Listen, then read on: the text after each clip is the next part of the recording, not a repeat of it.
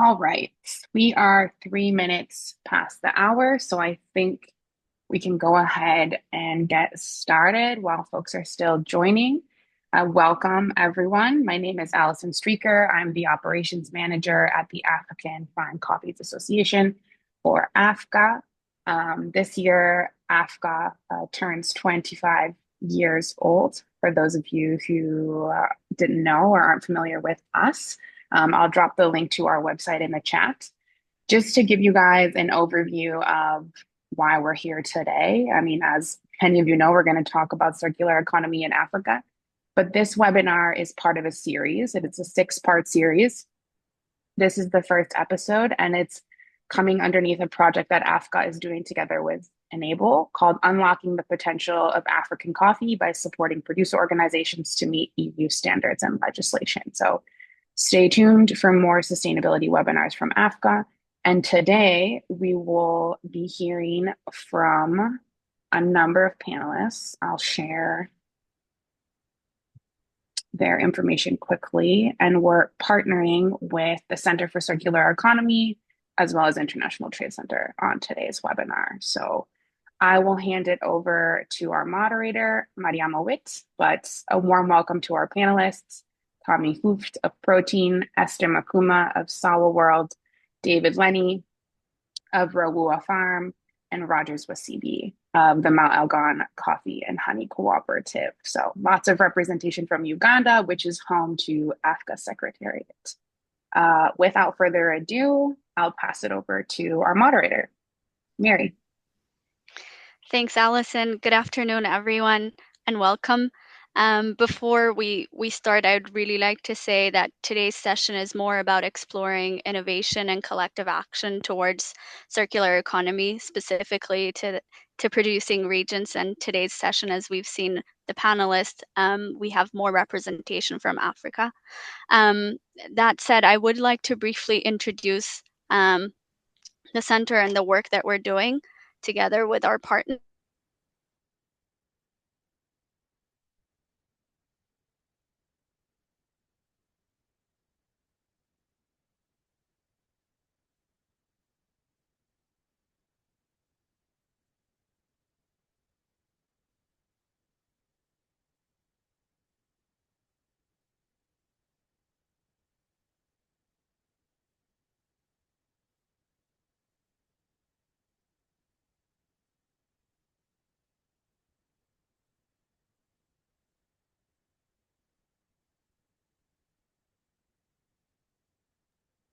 We can't hear anything. I think we've lost Mary. Looks like she's coming back. Just a second.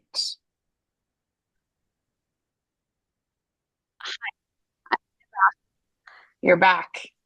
Hello? Hello? Yes, we can hear you.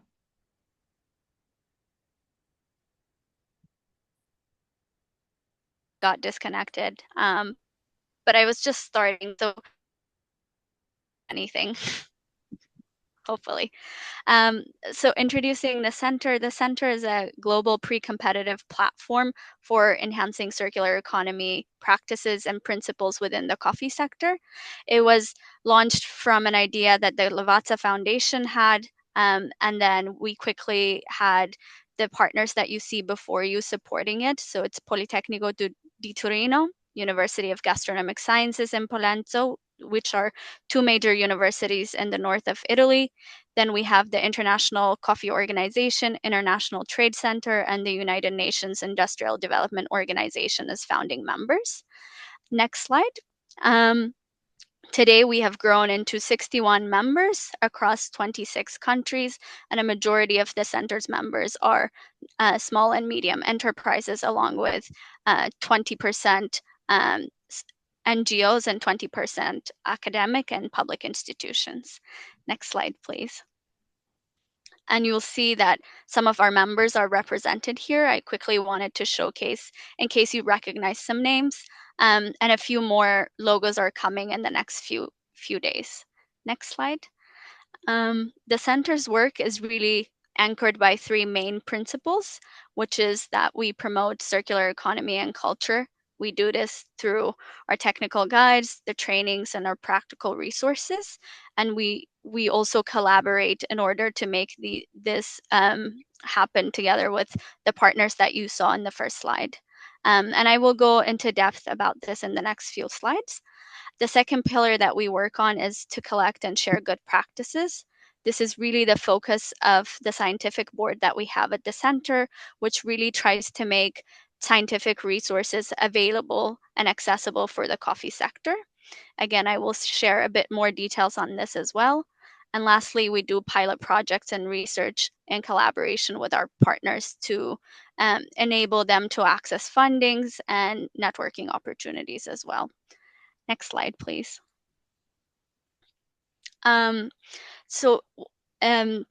Looking back to the first pillar, promoting circular economy and culture, this we really do in collaboration with the International Coffee Centers, International Trade Centers Coffee Guide Network, which is hosted by the Alliance for Action Initiative.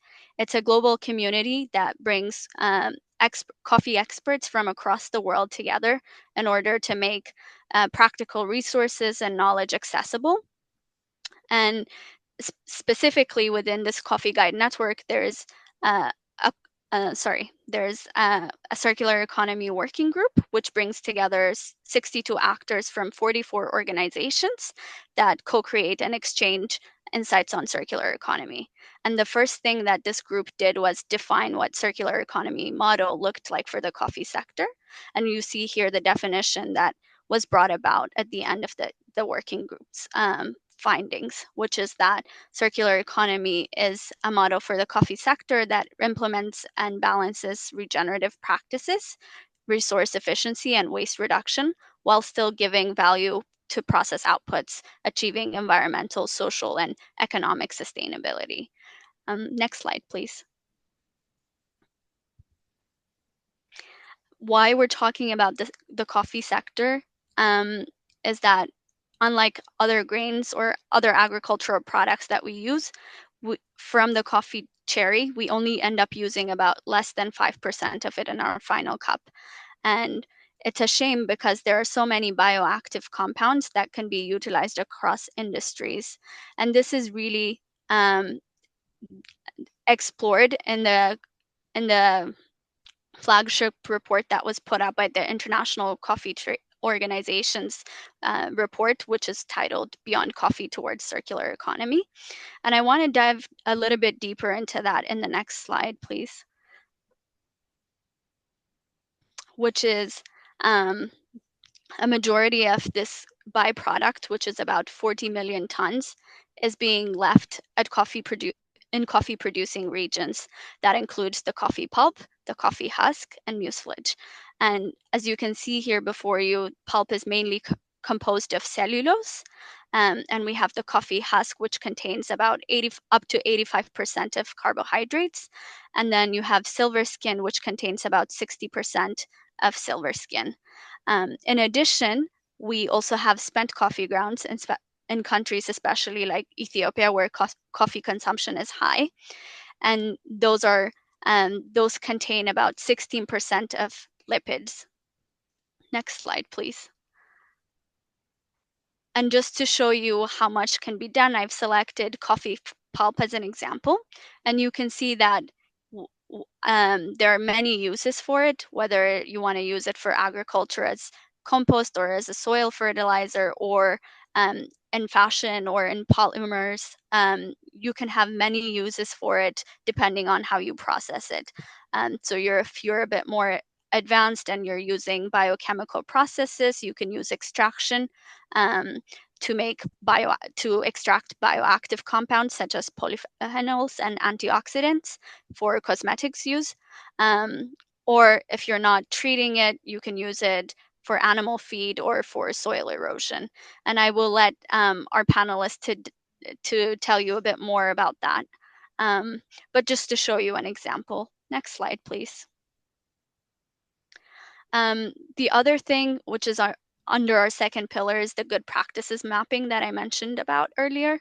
Our scientific board is heavily involved in making sure that the findings that we share on our website are up to date and contain the latest information.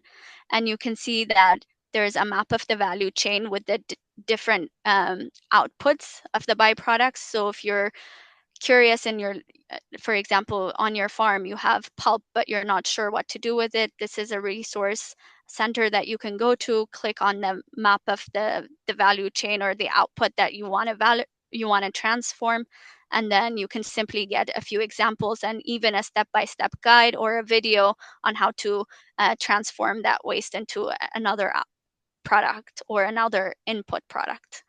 Next slide, please. Lastly, what we do at the center is develop pilot projects. The first project for the center was a project in Kenya where we did a sector assessment to enhance circular economy within the coffee sector. And to tell you a bit more about this and how this sectoral assessment transformed into a full-fledged project with the United Nations Industrial Development Organization, I would like to invite Stefan, who's the country lead for Uganda within the ACT program. Stefan, please come in. Yeah, thank you very much. Very much appreciated. Yeah, good afternoon, everyone. My name is Stefan Windberger. I'm here sort of on behalf of project partners, and particularly for the ACT Coffee Program. That's the Advancing Climate Resilience and Transformation in African Coffee, which currently sort of targets 5 countries in Africa. That is Ethiopia, Uganda, Kenya, Tanzania, Malawi. And it's also a strong collaboration with C4SAC, with ICO, IACO. We've also met Ellison with AFCA a couple of times. So we're looking forward to engage with all of you on that. Basically, the program, the direct beneficiaries of the program are African coffee producing countries, or UNIDO, you would say member states, and coffee value chain actors. And the aim is to facilitate their access to financial and technical resources to strengthen the coffee supply chain. So that's being done across 5 pillars: climate, value addition, compliance, research, and social. And all of those pillars also have particular partners that we work with. So, for example, on the compliance, EUDR is of course a big topic. We work very strongly with the European Forest Institute. On the research side, CGIAR, other institutions. And in addition to the ones that I mentioned before, what does it concretely mean? In all of the countries, some of you might be familiar with the Coffee Training Center that is there in Addis Ababa. We will launch similar coffee training hubs also in the other countries, including Uganda, Kenya, Tanzania, Malawi, to bring together coffee stakeholders.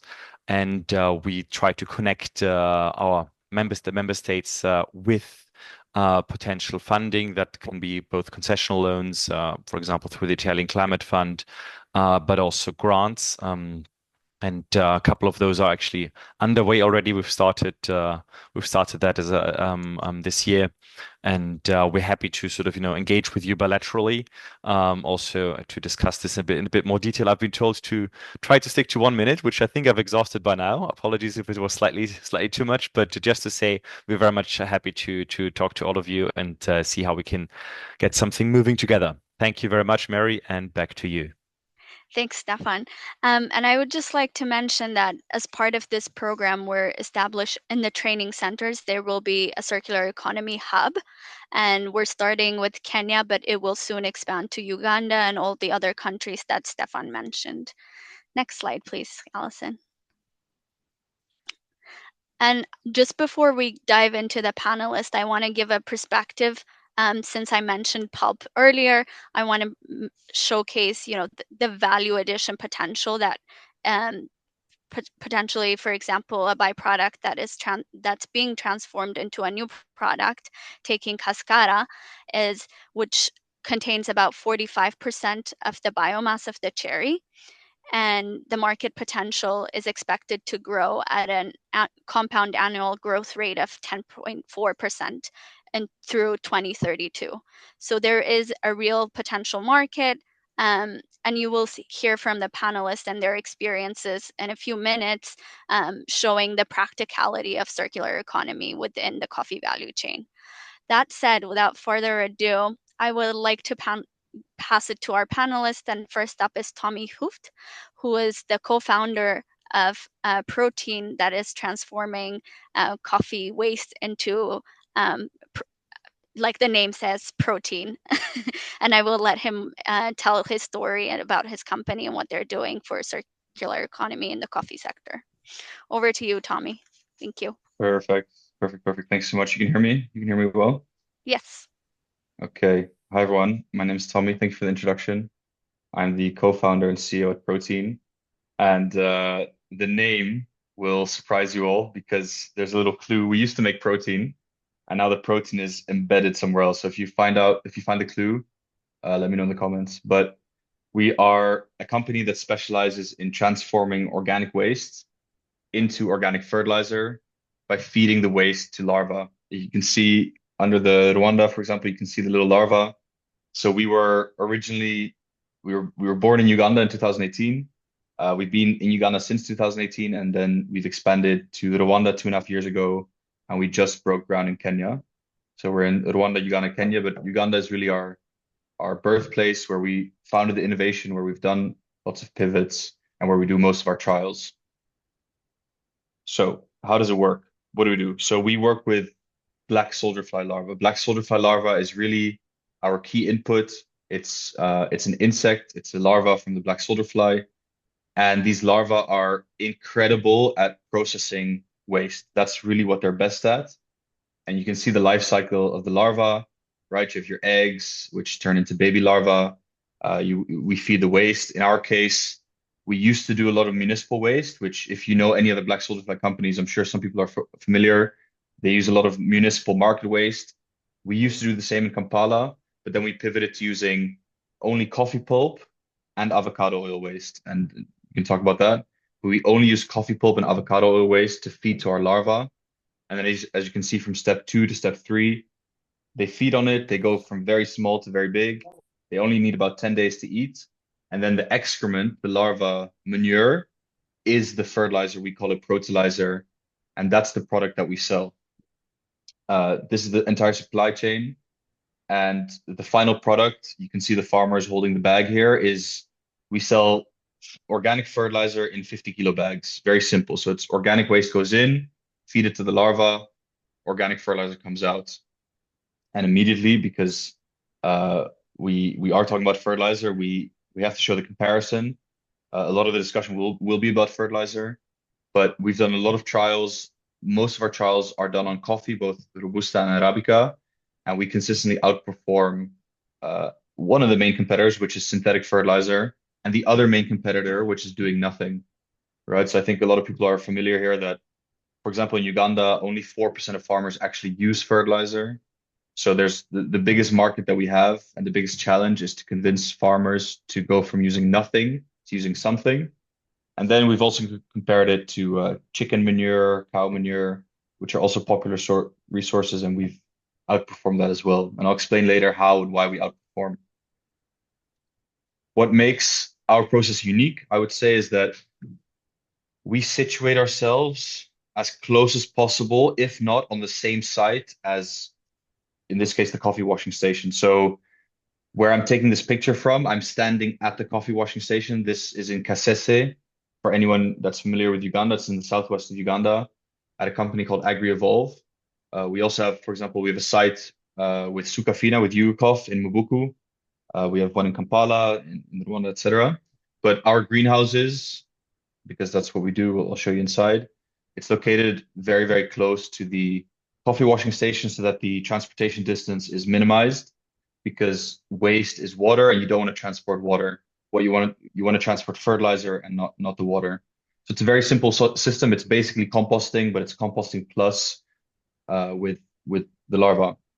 So talking about composting, why are we different? I think someone in the chat mentioned they're from Honduras. I was in Honduras last year and I saw a big vermicomposting project. Vermicomposting is cool, but it takes more time, and the more time it takes, the more space you need. And of course, if you're doing this at industrial scale, if you're looking at 500, 1,000 tons of waste a month, it's at industrial scale, and then speed matters. So in our case, the supercharged fertilizer, it's the process that we call it. It only takes 1 month from wet pulp to dry fertilizer. And the reason it's faster is because the larvae, they digest the waste, they make particle size smaller, which gives more surface area for bacteria, and they speed up the process. And this is exactly what happens in nature as well. Something rots, falls on the ground, larvae come, they eat it. And so we've basically taken vermicomposting and composting, combined them, and made it into industrial process.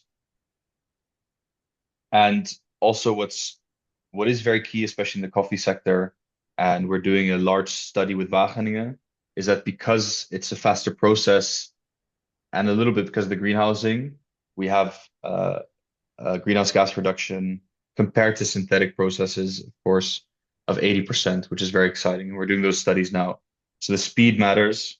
And then also what matters is this word at the bottom. This is chitin. So I'm going to explain chitin, which is special to the larva. So what makes larva fertilizer special?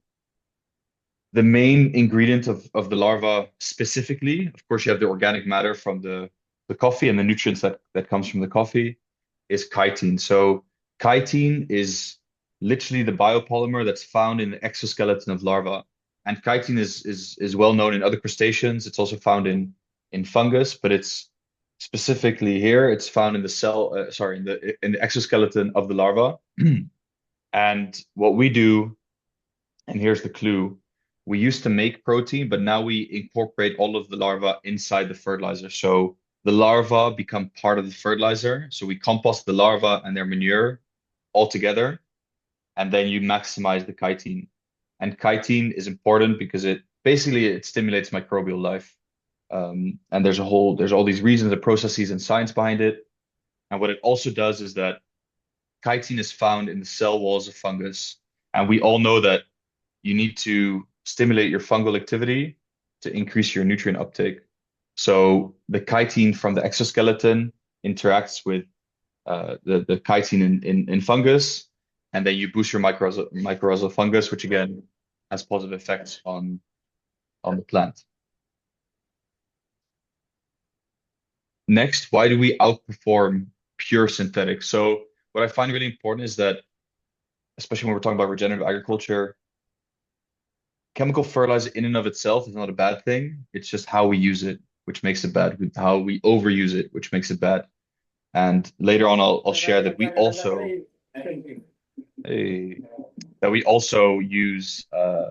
partly use chemical fertilizer in our product. But before I show some results, but why does Protilizer, organic insect fertilizer, outperform synthetics? So again, we're in East African context. Our soils are very acidic by nature, which already reduces the nutrient availability. And when you start adding more and more and more nitrogen without organic matter, and I think there must be agronomists in the call, but you have high leaching losses, you further acidify the soil, and then you decrease the microbial activity, which all limits the nutrient absorption. And so in our case, by re-adding organic matter, plus some of our other elements, like I mentioned, chitin, a lot of organic matter. And in addition, in our product, we have biochar and trichoderma. All of these factors help in rebuilding the soil structure with the biochar and the organic matter, boosting microbial life. The chitin boosts the mycorrhizal function. Trichoderma expands the root access. And all of these reasons is why, from the results we're seeing, why we're outperforming synthetic fertilizer.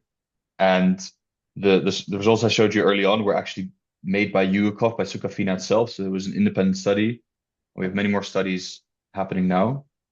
And then I mentioned in the beginning that chemical fertilizer is not bad in and of itself. So we also, since a year and a half ago, we launched 2 new products. One of them, we actually add ammonium sulfate, which is a synthetic source, and we work together with K+S. So we combine our organic fertilizer with organominerals from K+S, and we have a product which we call ProNova Power Grow, which you see here. So it's only 5% ammonium sulfate, and we add other things like rock phosphate and potash to make it a balanced fertilizer. What we find is that per bag, so per 50 kilo bag, this product is more costs more than the base fertilizer, but the cost per tree is lower. So for Ugandan setting, it's about 300 Ugandan shillings per tree to use the Power Grow, and we're seeing 50 to 80% yield increases compared to synthetic. And what I really like about this is that it's combining all of the best practices of chemical fertilizer, synthetic fertilizer with organic matter.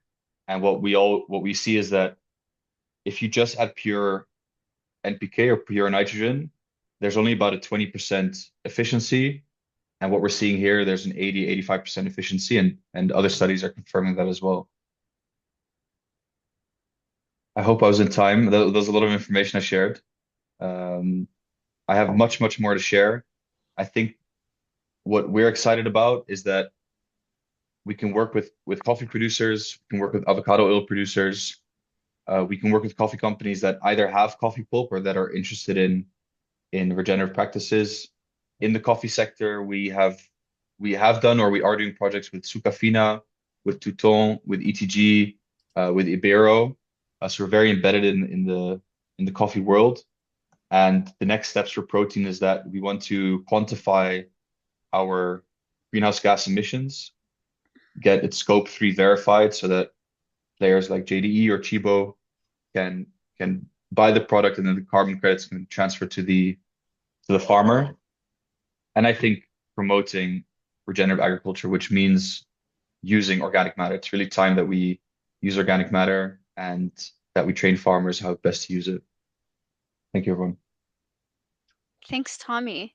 I think everyone is really excited about Proteen. There are many questions, so I won't even get to ask mine, but I will ask some of the questions that the panelists posed.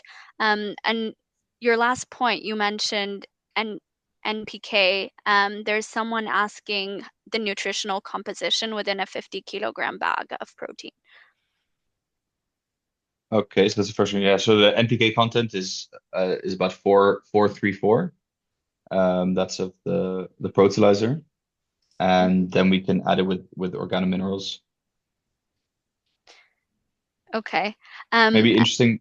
One small thing to add is that it's funny that every time, and this is the quote unquote funny part, is that every time we talk about fertilizer, NPK is the vocabulary we use to promote it.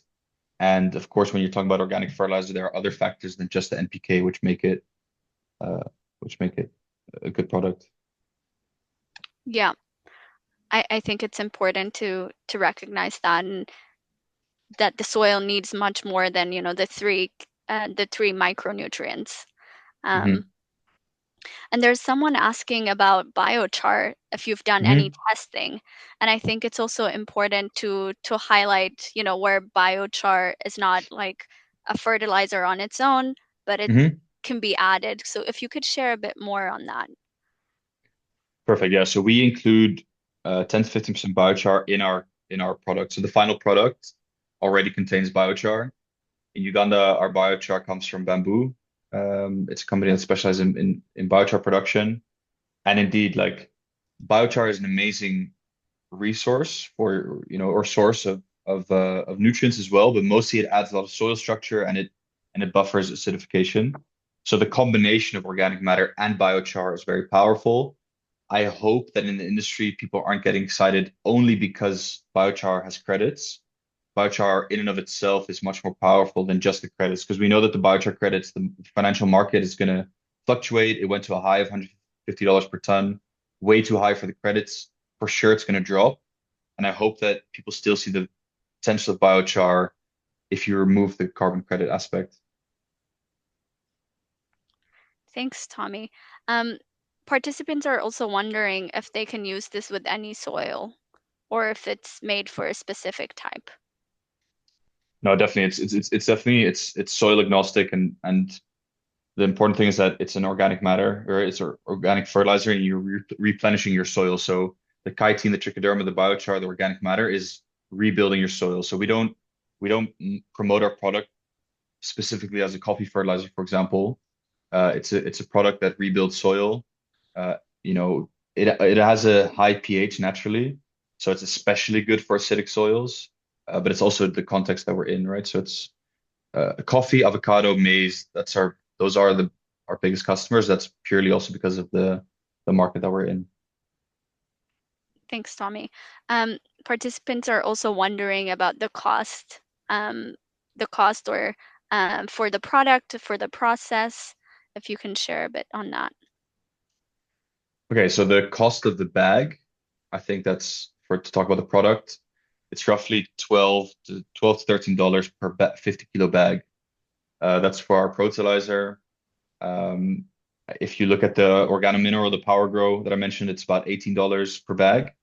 And this is less than half the cost of chemical fertilizer. And then we have to talk about application rate and everything. The important thing is that we're on an application rate basis, we're equivalent to synthetic.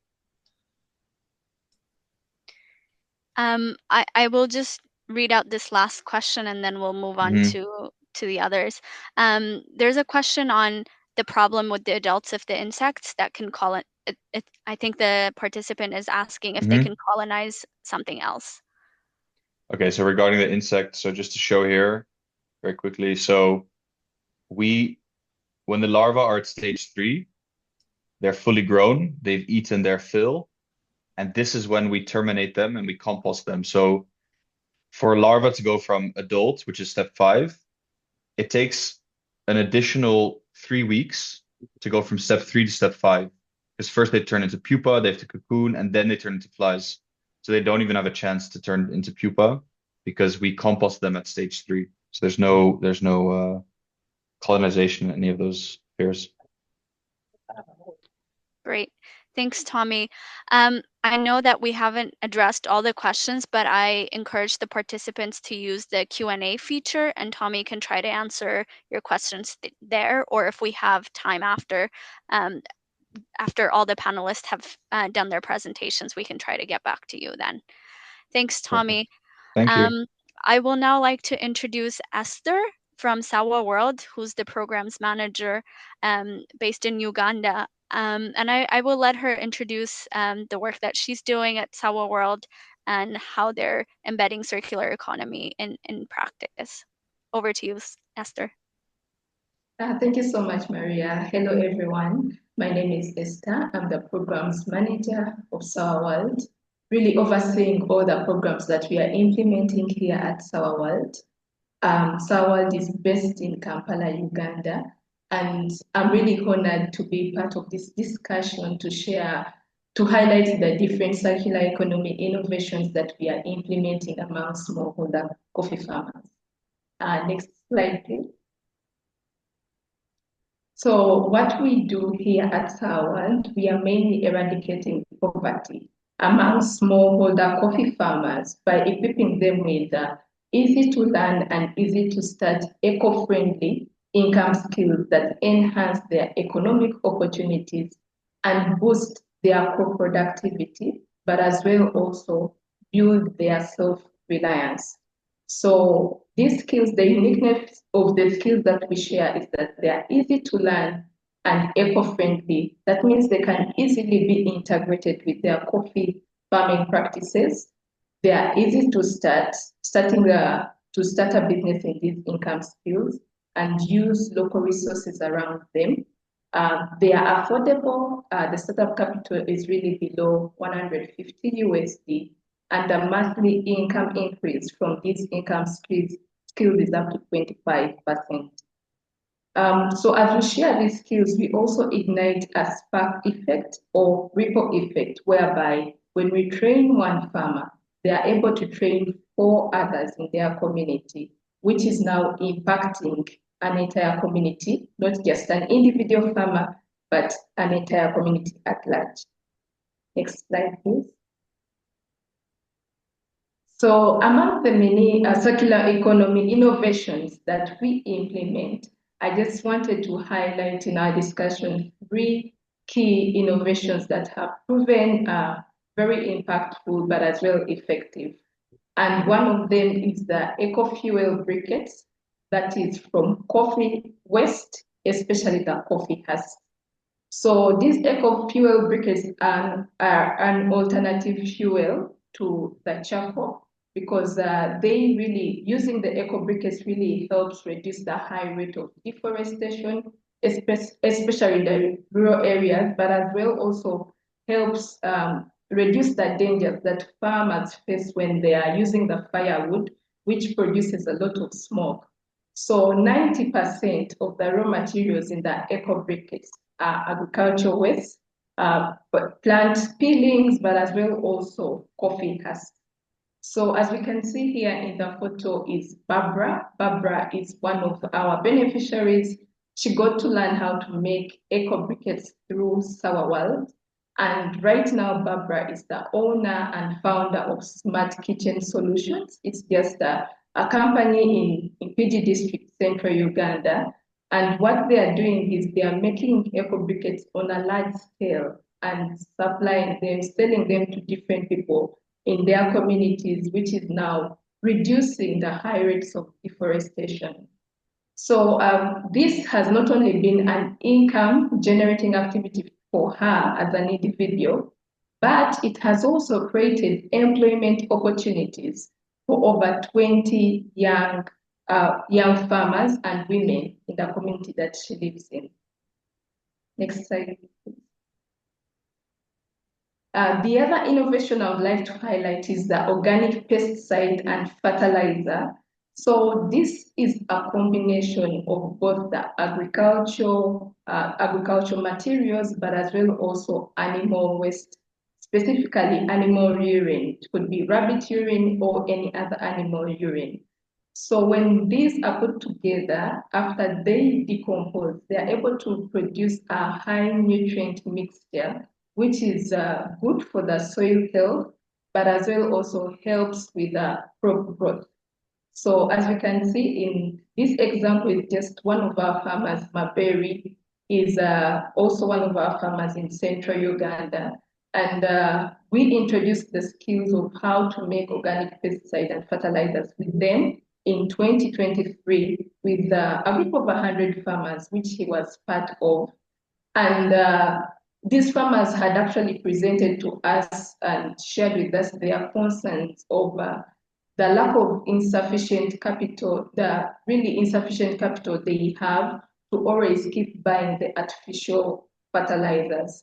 So after the training, Marbury started making the organic fertilizer, and he can testify that it has really boosted his crop yield, but as well also this has helped him at least save up to 70 USDs that he now substitutes to using to at least catering for other urgent needs in his household. So the other thing Marbury is doing is that he's sharing these skills with other people in his community and encouraging them to really protect the environment by using daily materials that are around them. Next slide, please. Yes, and the last circular economy innovation I'd like to share is the mushroom farming from coffee husks. So the uniqueness of coffee husks in mushroom farming is that they have a high nutrient content, that is nitrogen, which is really good for the mycelium, for the growth of mycelium in the mushrooms. Then the other factor is that they are light, so they help with aeration, especially when someone is irrigating the mushrooms. So here is still a similar impact story from one of our farmers, that is Moses. Moses is a coffee farmer and a father of 4 children. So he started growing mushrooms with an aim of just really increasing the health benefits of his family. But now for over 2 years, this has also helped him boost his income by 25%. And this additional income he generates from the mushrooms is able to use it to cater for some family expenses, cover some school fees costs, but as well, he has now been able to share the skill with other farmers in his community, which is inspiring more farmer-led micro businesses. Next slide, please.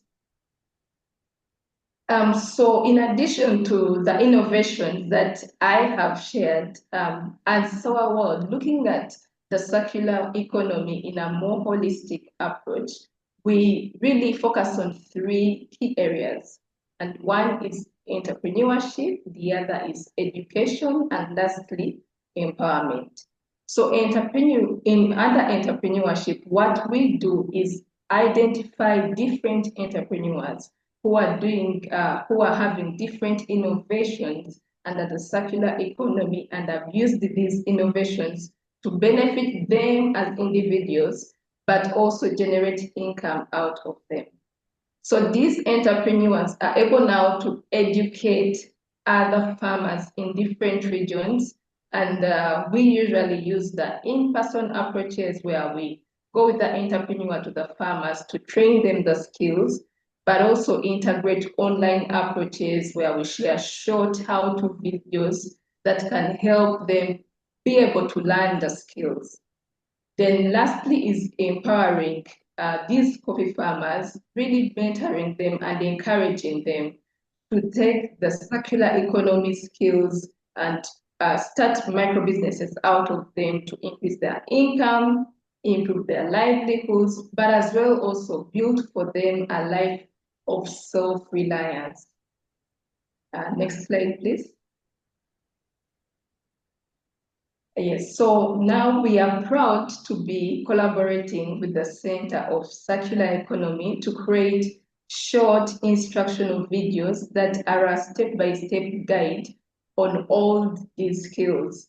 So as we can see in the photo, there's learning videos on how to make mushrooms and solution posters on how to make the different products that we have. So these are really available on the Circular Economy website. However, they're also available on our website, which is a partnership we've been having with the Lavazza Foundation. It's a website tailored mainly for the coffee farmers to be able to access this information all over the world. Next slide, please.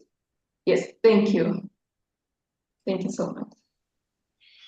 Thank you so much, Esther. If there are any questions from the panelists, please drop them in the chat, and I will make sure that Esther tries to answer them for you. In the meantime, Esther, it's truly inspirational to see that circular economy is not only being used for environmental purposes, but it's also being used to support living and even prosperous income for producer communities. And I wonder how maybe participants joining in from other African countries can get involved or can benefit from SAWA's work.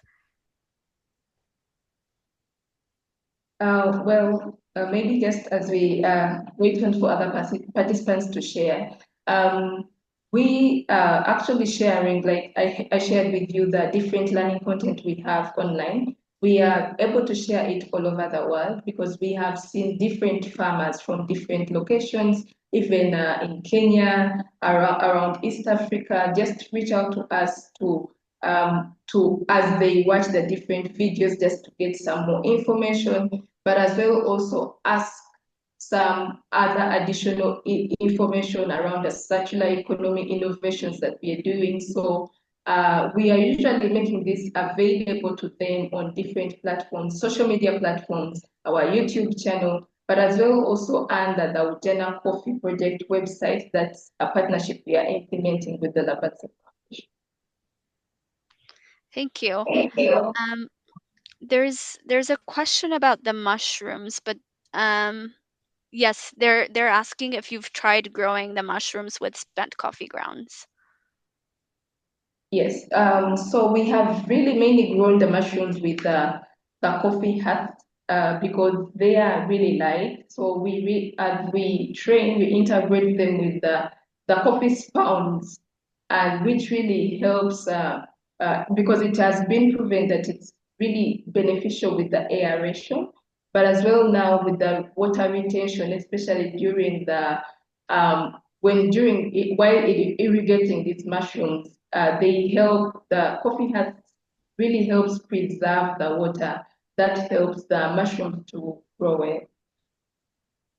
Thanks, Esther. And just to add on that, it is possible to grow mushrooms from spent coffee grounds. We have other members at the Center for Circular Economy that are doing the same, and you will find more details of it in the coffee development report that I believe my colleague Catherine shared the link earlier in the chat. Thank you. Great. I guess there are no other questions for Esther at this time, and we might circle back to you in a few minutes, Esther. Thank you so much. Thank you. Our next presenter is David Lenny from Ruwawa Farms. He is the owner and he also considers himself as a farmer, and not only as an owner. And I will let him tell us a bit more about what he's doing on his farm. Hey guys, my name is David Lenny Waweru. I am a fifth generation coffee farmer and I ran Ruwawa Farm. Ruwawa is a name from my mother's initials, which is Ruth Wamboi Wairimo. She used to be a coffee picker. We come from a family of coffee farmers. So I'm trying to pay homage to also the women in coffee, and also being a youth from a piloting background through COVID. It gave me the passion to actually love coffee and dive into it. So we don't just grow coffee in Ruwawa, we grow ecosystems. As you can see, we have a circular engine which drives the ecosystems that we feed into. So we feed our biogas digester, which is an anaerobic digester with coffee pulp and cow dung, a mixture of coffee pulp and cow dung. We don't have to treat the coffee pulp as well. Then the outputs of this biogas is that it fuels up to 4 kitchens daily, where now all our employees get a well-balanced malnutrition option, where they don't really need also to have to cut trees in order for them to have firewood for them to cook. So it also saves us about 15 trees a month. And we continue growing our trees, our coffee bushes with nut trees, fruit trees, and also timber, which also adds into our source of income. So economic impact about it is that the liquid fertilizer doesn't take long. Within a week, you'd have liquid fertilizer as an output, where this would save your fertilizer costs of 60 to 80% every year, depending on how you use synthetic chemicals. You can also apply this directly and also start converting your farm into an organic farm. Through all the generations that we've been dealing with coffee, we've noticed that you can't run an organic farm without animals. So, and also you can't run a farm without energy costs. People at the farm need to eat. So this circular engine drives far more than just the waste. It gives it more meaning, where we save so much on our energy costs, about 2,000 to 4,000 shillings every month. And it adds also to our yield, where now the 3-year average, we would be in an increase of about 10 to 15% of our yield. If it's bananas that we grow there, the coffee as well, the macadamia nuts, the yield is in all the crops that we're growing as well. So the soil regeneration is a long-term asset, whereas you can see the biogas digester doesn't really need like you to have cement or stones. It's just a shallow hole with the dam liner kind of biogas digester, which is easy to set up and start. So you would basically be getting the soil regeneration forever, which is priceless.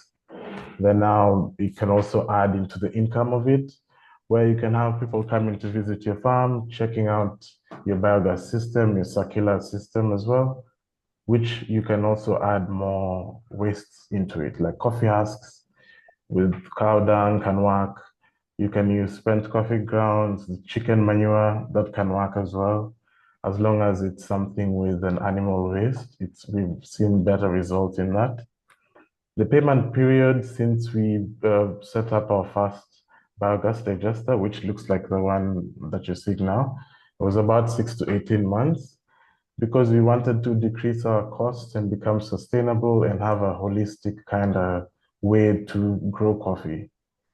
Okay, so next slide, please. We've also noticed that regenerative agriculture is the thing, and it's always been the thing. So coffee grows best in a forest. So we're growing coffee not as a monocultured system. We have a multi-story system where we incorporate timber, macadamia trees, and bananas, and the custard, the apple trees. We've noticed that the biodiversity hub has really increased, the birds have increased, and also pollinators and pest control, basically. We haven't had to irrigate our farm because most of the area of the farm is shade grown, which is very rare for Kenyan coffee. So that shade from the coffee and from the bananas and from the macadamia, it creates a temperature control system where that ecosystem now is able to inhabit different species of butterflies, different species of birds, and basically with that, you create a whole full cycle system. So we also have the climate shield option of you having shade-grown coffee, where your coffee becomes climate resilient. You can check that other coffee trees, maybe your neighbor's tree, you'll see that it's a bit disheveled when it's a bit hot because of the climate change and also the rays of the sun. So having the shade-grown coffee, it gives us a regenerative agriculture kind of system with the coffee. And it also creates the coffee to have a climate resilient kind of option because of the temperatures are controlled inside it. The extra income, which is the timber and the fruits and the nuts, which equates to about 20% of the farmer revenue.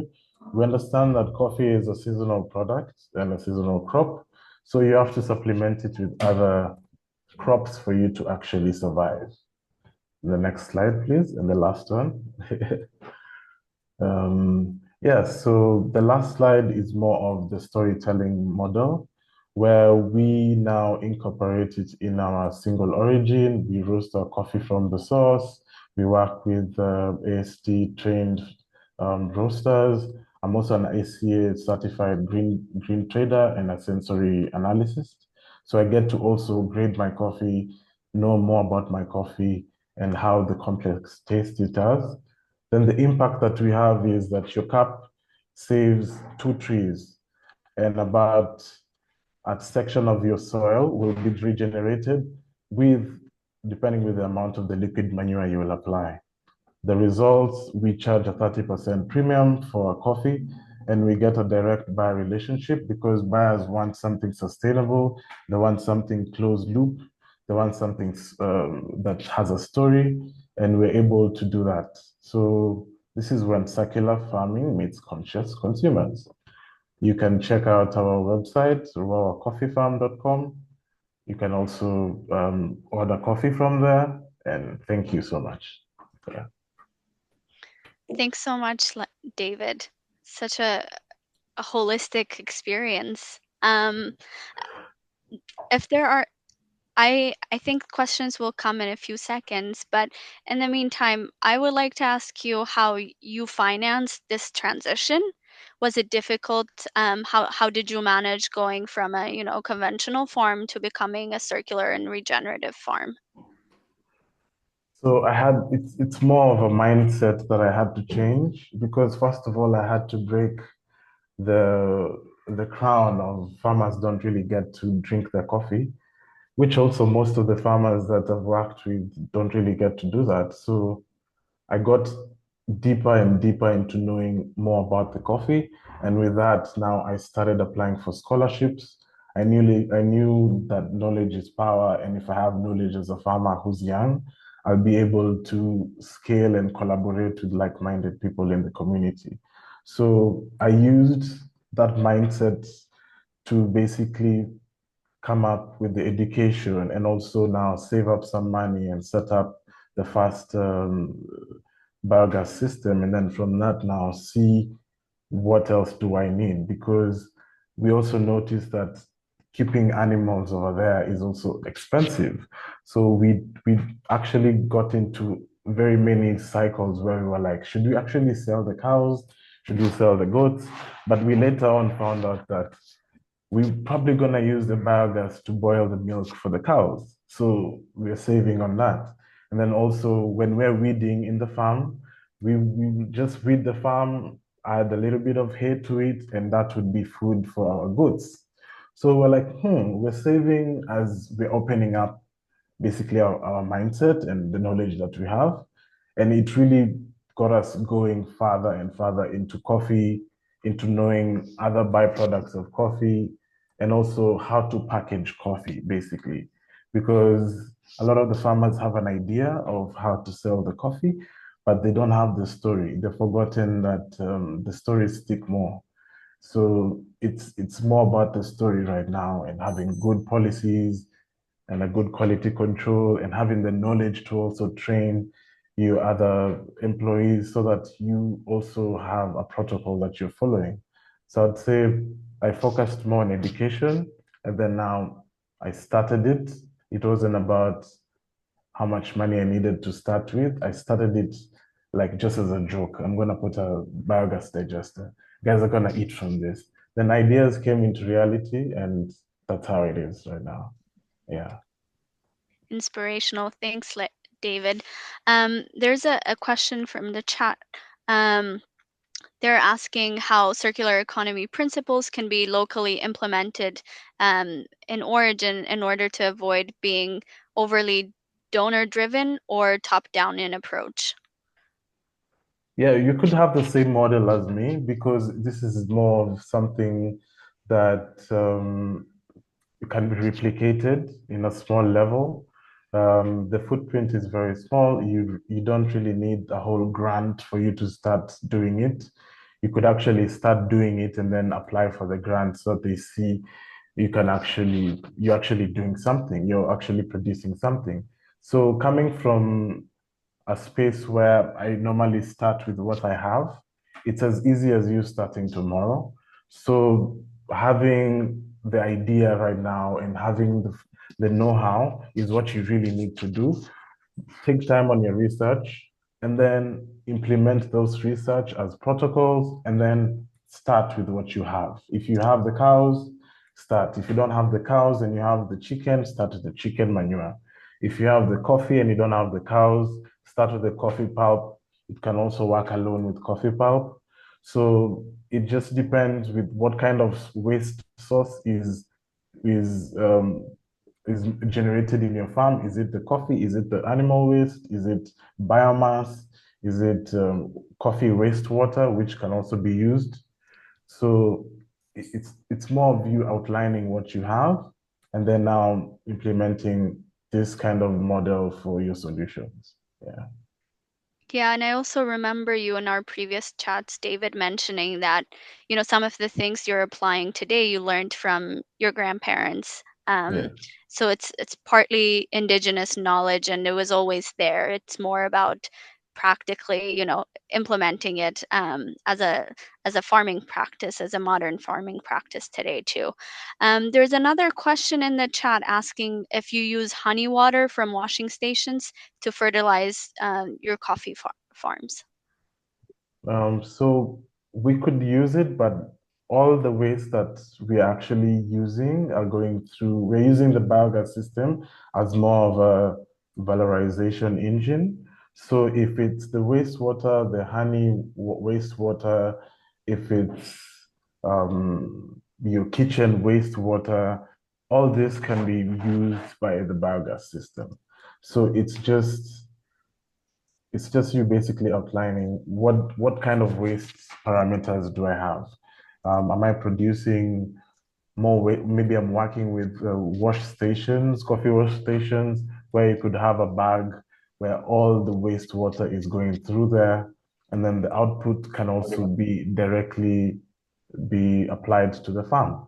So if it's liquid waste, if it's solid waste, it is a good compound, it is a good catalyst for this program. So it's just more of you knowing what waste what capacity of waste do you have, and using the ones that you have more volumes to basically use that as inputs for your biogas. Okay. Thanks, David. I will pause it here and we'll move on to Roger's Wasibi, and then I will come back to maybe the other questions if we have time at the end. Okay. Introducing Wasibi, who is the general manager of Mount Elgon Coffee Farms based in Uganda. Over to you, Wasibi. Thank you. Hello, everyone. Hello, we can hear you. Go ahead, please. Mount Elgon, next slide.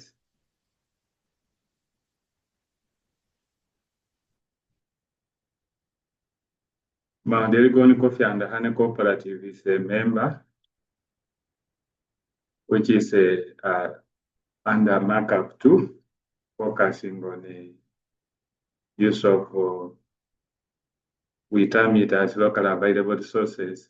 So I will not use most of the technical terms because I'm speaking on behalf of the farmers who are using indigenous knowledge and local available materials, which are waste from coffee, to make a difference. So Mount Elgon Coffee and Honey Cooperative, focusing on climate smart solutions. Under this, we are putting into practice following the principles of circular economy, focusing mainly on the available materials, which I've mentioned. One is bio pulps, husks, silage, and coffee spent or roasted coffee. Under this, I will explain to you that under sustainable impact, when we apply these products, especially bio-grow, which we process from pulps and silage, has helped to reduce soil pollution, has helped to improve productivity of crop, especially coffee and horticulture. Mount Elgon in Uganda is mostly dominant with the coffee, but as the deputy said, that we also have farms which are doing the horticulture and the food security crops like banana. So this biogrow has worked well on those farms. Delivers affordable organic inputs to local farmers. Apart from our members, other members have also started benefiting from this biogrow. And we have also, because of livestock integration, mixing dried pulps with the molasses has shown effective in boosting livestock growth, but also milk production. Under driving global growth, it has strengthened agricultural value chains in the region. More neighbors, more cooperatives, more small and medium enterprises are getting attracted to also use our product. We are now supplying to them. Boost sustainable income for smallholder farmers in terms of increased yield and quality of coffee. We are cooperative. We are doing this as ideation, but it has moved from ideation stage now to commercialization, which we are branding and marketing. It has demonstrated technical, economical, and environmental viability. Environmental viability is that we are using it as organic, and organic and fair trade certified.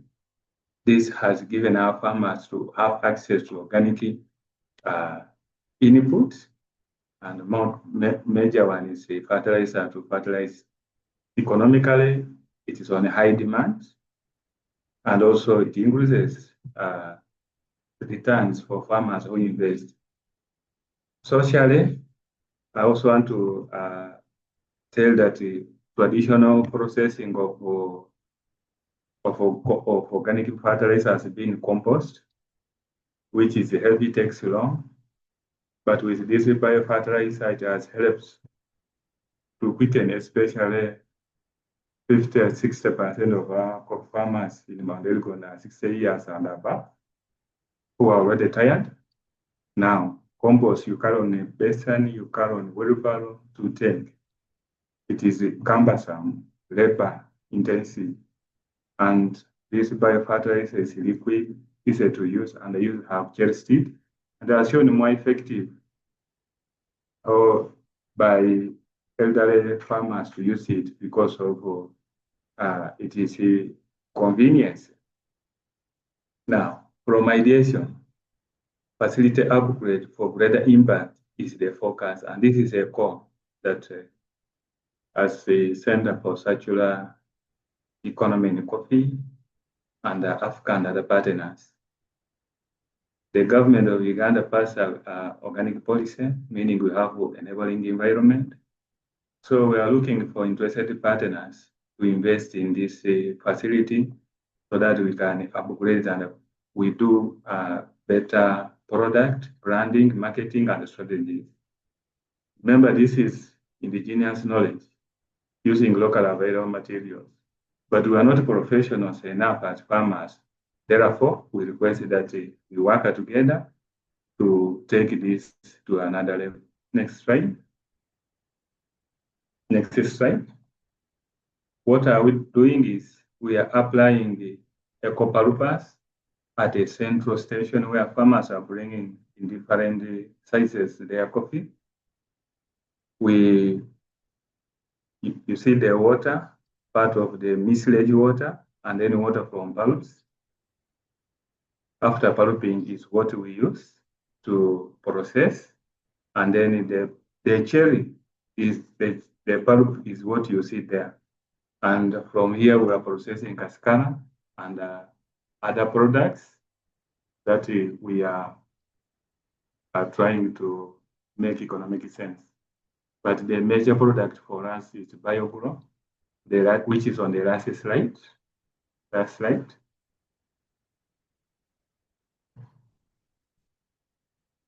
So here you see the compost, which is traditional way.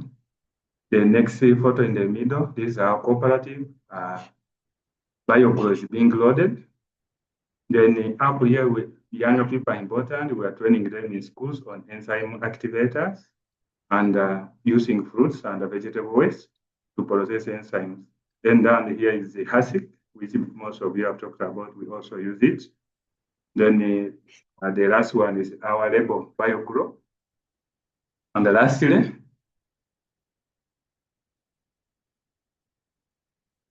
I don't know whether that's the last.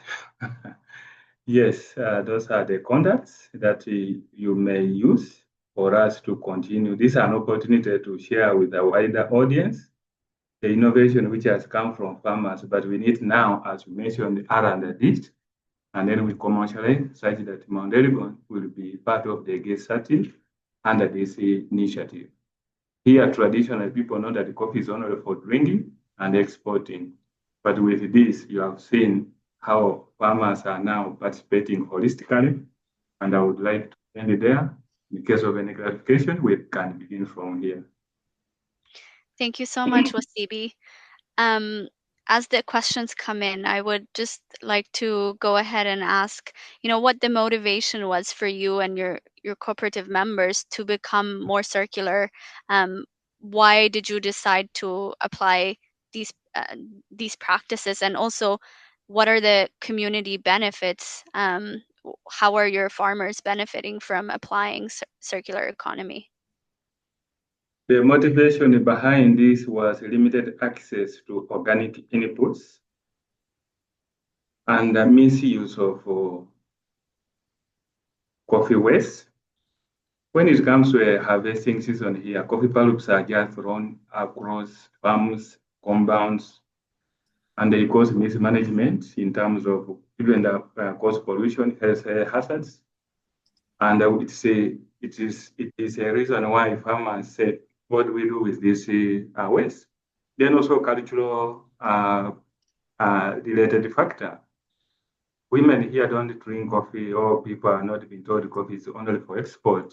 But with this, we look at transforming this product. You have seen in Cascara how beautiful it is from the pulp. So out of this curiosity,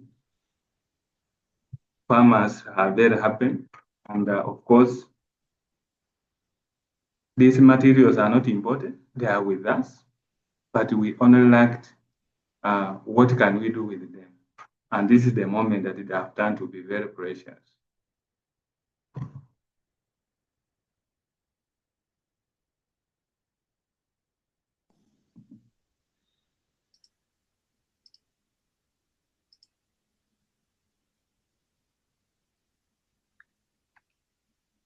Sorry, I got disconnected for a second.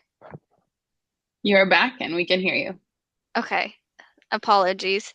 I might have missed the last words on Wasibi, but I hope everyone else heard it.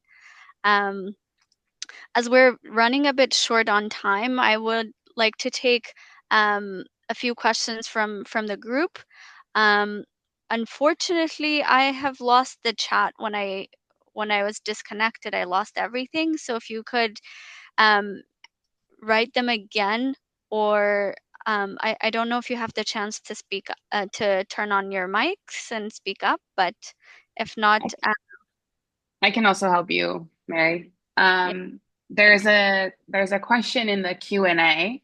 I believe it's coming from Ethiopia, and it's for you, Wasibi. As someone working closely with the land and community, how have you seen circular economy approaches work best when they build on local and indigenous knowledge so that people truly feel ownership and long-term connection to the solutions? Good question. Number one,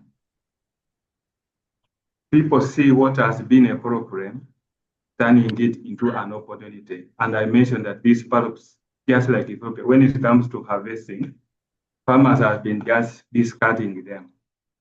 And we have been following up to train under what we call basic disposal of waste in the farms. And we could not manage this until we came up with an idea that we can process into useful products. And the pulps have come useful. Nislage, water soak pits, we plant there vetiver grass, which helps to control soil erosion, but also helps water to percolate. And these are key when you are talking about processing. Then drying and taking this cascara. Then we also have cascara plant. I mean, we have coffee plant tea, where they dry coffee leaves and then they're able to drink. So they see that this is not an imported idea. It is locally identified idea. And it is based on indigenous knowledge, passed from this generation to another generation. And then we see that compost farming, compost process has been traditional with knowledge. Now we are adding value on how do we process and we can eat. And this is how they have been able to be appetized. And on top of that, additional farmers, other cooperatives, others in cooperative chain are demanding for the product.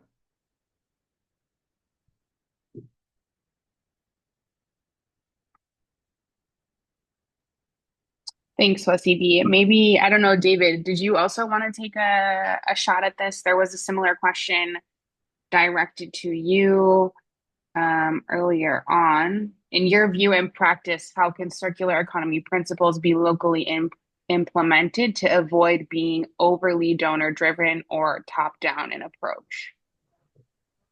Oh yeah, I think I actually answered that question when I said it's more of investing in your knowledge, get to know more about the coffee, get to know more about what you're dealing with, so that at least when you're doing the idea, you've already invested in yourself enough to show something credible. So it's also using what we had in the farm, which was easier for me because I come from an coffee farming family.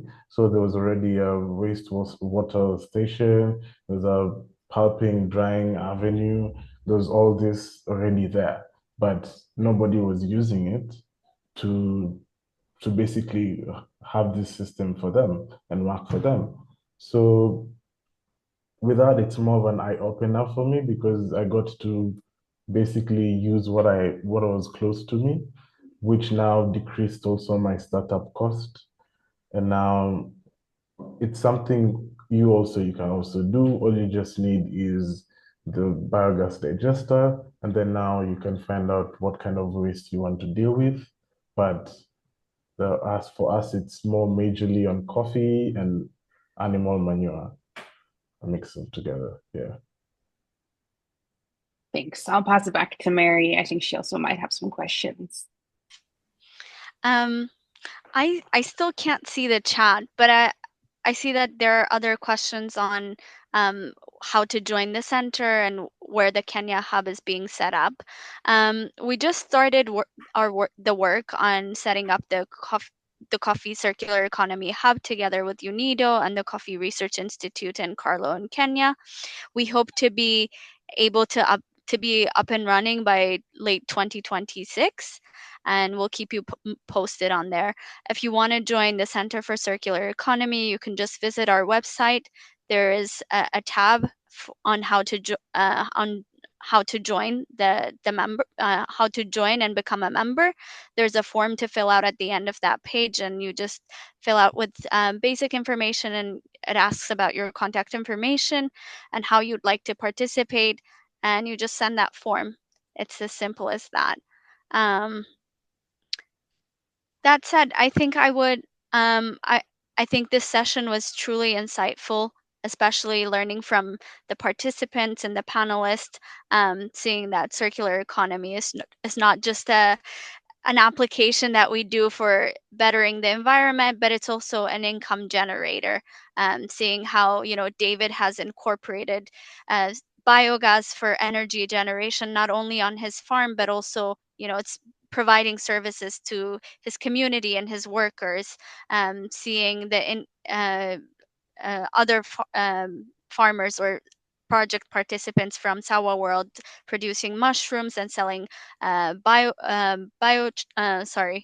bokashi, and which is basically like a charcoal.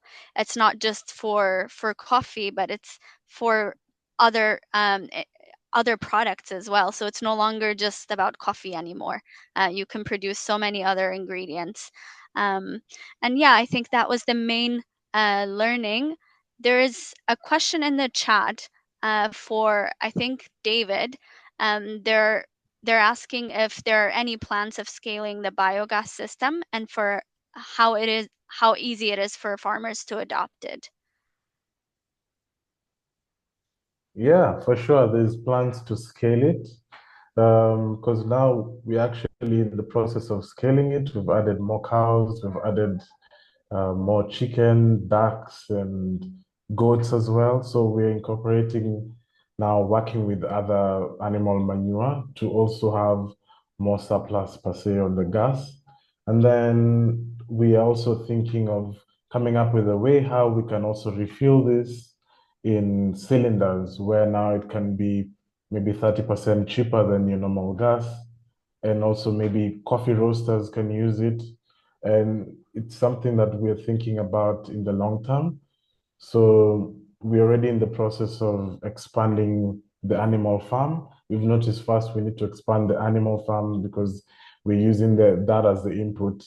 And then now we can supplement that with the coffee pulp and basically have more gas, find a way how to refill the cylinders, make it accessible, and also basically have a sustainable product, which apart from coffee is bringing income back to the community, which also applies to if we have more biogas, we can have more kitchens. So we can also eradicate the fact of malnutrition in our community and having access to green energy. So we'll also be tackling that at a bigger impact forum. Yeah.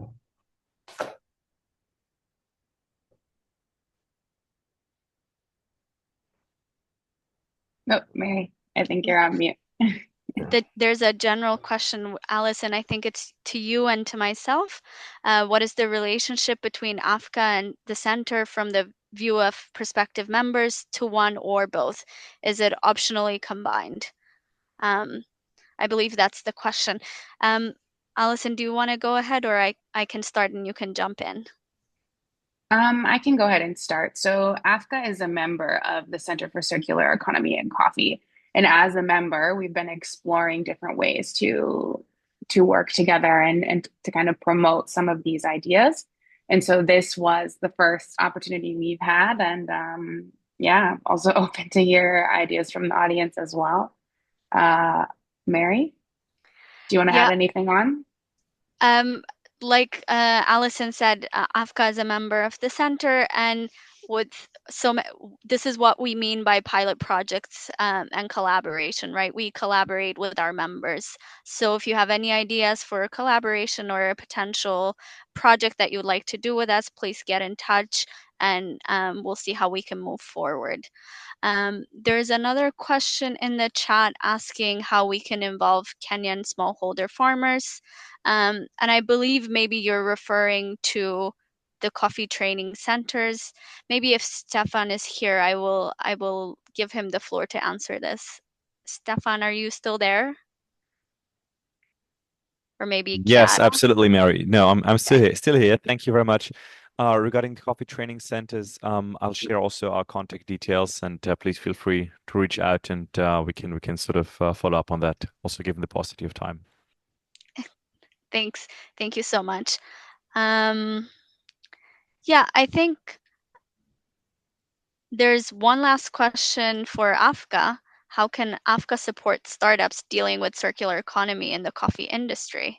Allison, I believe that's to you. Yeah, so this is the start of how AFCA would like to, at the very least, disseminate knowledge and information that's readily available. But like we said earlier, we are seeking further ways to collaborate with the Center for Circular Economy so that these concepts can reach the AFCA membership. So for as much as you can be a member of the Center for Circular Economy, you can also be a member of AFCA. AFCA's been a membership organization for 25 years. The majority of our membership spans or covers producers and exporters that are based in Africa. So, if you want to get involved with AFCA, learn more about our network, participate in some of our events, you should definitely become a member. We dropped the link to our website and membership info earlier on in the chat, and we'll also share that on email. But one other way that we'd like to, apart from doing online work, right, is we'd love to do more in-person education on circular economy, whether that's replication of pilots or how to do it yourself, which is sort of what we were aiming at today. So stay tuned for information about the AFCA conference, because there may or may not be a session or two on circular economy there. That will happen in Ethiopia again next year in February.